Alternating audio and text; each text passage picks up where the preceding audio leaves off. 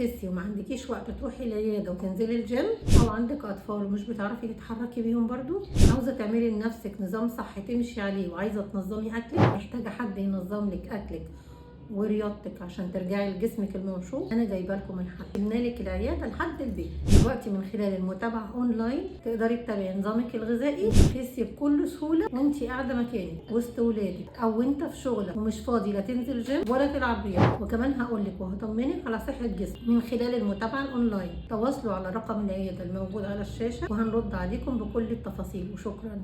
لو عايز تعرف الوزن المثالي لجسمك وطبيعة حرقه، تابعني كل يوم الساعة 4 على لايف التيك توك. لو عايزة تخسي ومش عارفة تعملي ايه، تابعيني كل يوم الساعة 4 على لايف التيك توك.